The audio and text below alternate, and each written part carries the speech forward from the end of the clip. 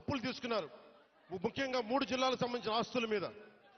ఇవన్నీ డబ్బులు తీసుకొని కూడా రోడ్డు వేయలేదు. మరి ఏం చేశారు అభివృద్ధి అంటే మీరు ఆలోచించండి. గత కాలంలో ఒక్క మంత్రి అన్నా వచ్చాడా? మీరు చెప్పండి. ఈ రోజున నేను అధికారం రాకముందు ప్రజల్లో ఉన్నాను, అధికారం వచ్చిన తర్వాత కూడా నేను మీకోసమే పనిచేస్తాను. ఇక్కడున్న యువతకి నేను ఇదే మీకు మాటిస్తున్నాను. ఈ రోజున మన సాలూరు నుంచి నేను ఒకటే మాటిస్తున్నాను.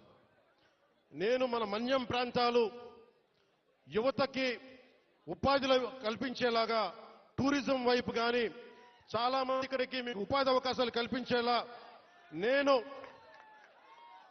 ఇక్కడున్న స్థానిక రాజకీయ నాయకులు, అన్ని పార్టీల రాజకీయ నాయకులతో పాటు మన గిరిజన వర్గ పెద్దలతోటి అందరితో మాట్లాడి ఒక బలమైన పరిష్కార మార్గం తీసుకుంటాం. అందుకే నేను ప్రతి 2 నెలలకు ఒకసారి 3 రోజుల పర్యటన పెట్టుకుంటాను మన జిల్లాలో.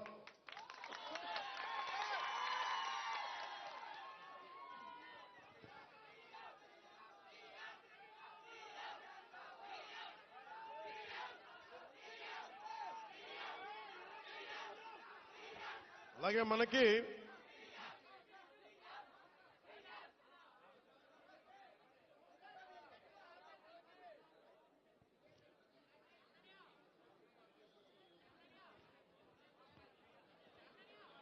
ముఖ్యమంత్రి గారికి ఒకటే చెప్పాను, దాదాపు 4000 గిరిజన తాండాలకి రోడ్లు కావాలి.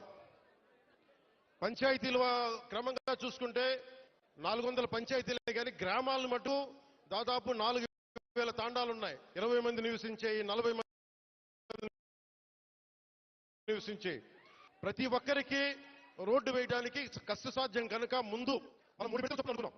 ముఖ్యమంత్రి గారి దృష్టికి తీసుకొచ్చింది, ప్రధానమంత్రి గారి దృష్టికి మేము తీసుకెళ్లబోయేది, ఎక్కువ మంది కనుక మీరు తొందరగా రోడ్లు రావాలి అంటే 20 మంది ఒక చోట కాకుండా కనీసం 200 మంది 300 మంది ఒక చోట మీరు అందరూ ఉండగలిగితే రోడ్లు వెంటనే వచ్చేస్తాయి. కాబట్టి సమస్య ఏమవుతుందంటే జనాభా తక్కువ అవడం వల్ల డబ్బులు కేంద్ర ప్రభుత్వం నుంచి వచ్చేయి మనం అన్ని మిగిల్చుకొని ఈరోజు చేస్తున్నాం. ఈ రోజున మనం నరేగా మీరు ఇలా అరిచి మీ అభివృద్ధి మర్చిపోతున్నారు. మీరు అరిచి సినిమాలు సరదా, నిజంగా మనస్ఫూర్తి చెప్తున్నా, మీకు సినిమాలకి రావాలన్న రోడ్లు ఉండాలి కదా.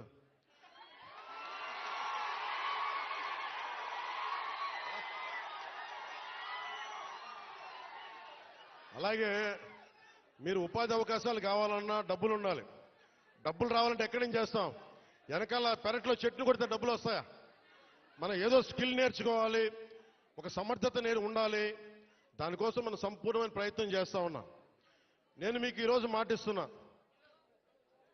నేను 2017లో చెప్పినప్పుడు మాట ఇచ్చాం, వెనక్కి వెళ్ళాం, నిలబడ్డాం. అలాగే ఈ రోజున ఇంకో మాట ఇస్తున్నాం. గౌరవ ముఖ్యమంత్రి నారా చంద్రబాబు నాయుడు గారి తరపు నుంచి కానీ, కూటమి ప్రభుత్వం తరపు నుంచి కానీ, మన మంత్రివర్గ సహచరులు కానీ, ఎమ్మెల్యేల తరపు నుంచి నేను ఒకటే మాటిస్తున్నా, ఇక్కడికి ఈరోజు వచ్చి ఈ రోడ్ల కోసమే రాలేదు నేను. మీ కష్టాలు తెలియాలి, మీ బాధలు తెలియాలి, నేనున్నా ఈ రోజున. అలాగే యువతకి ఉపాధి అవకాశాలు కల్పించాలంటే మీకు ఎలాంటి స్కిల్ మీకు కావాలి, ఇది నేను ఒక 5 సంవత్సరాలు చెప్పట్లా, వచ్చే సంవత్సరం లోపే మీకు ఏమి చేస్తే ఇక్కడ బాగుంటుందో అనేది నేను 3 పర్యాయాలు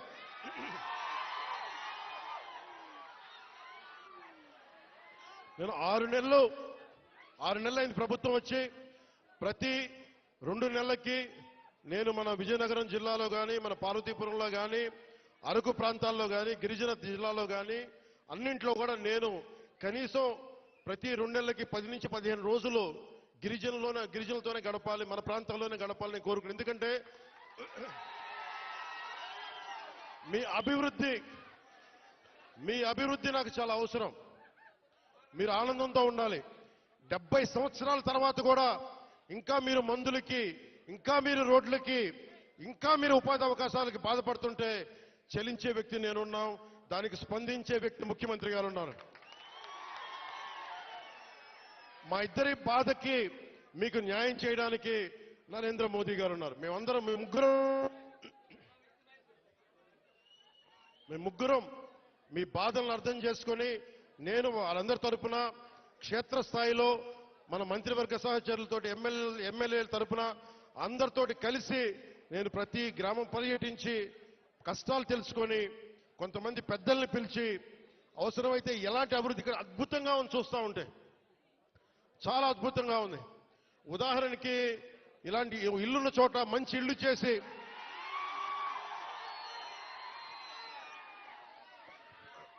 మీతో మాట్లాడి ఇక్కడున్న అందరితో మాట్లాడి అమ్మా కూర్చోండి కూర్చోండి మీరు కొంచెం పక్కన రోడ్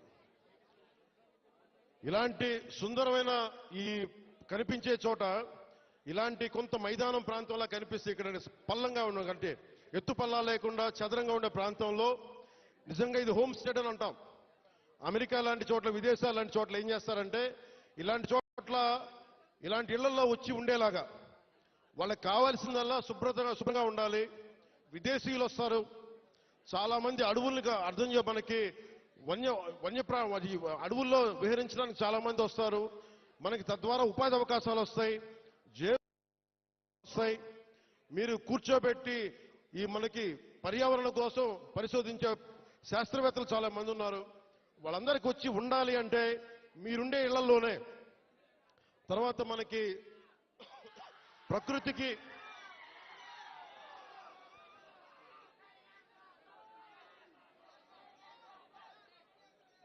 5 సంవత్సరాల్లో ఒక 5 సంవత్సరాల్లో గత ప్రభుత్వం చేసిన తప్పుల్ని ఎండగడ్డి గొంతు పోయింది.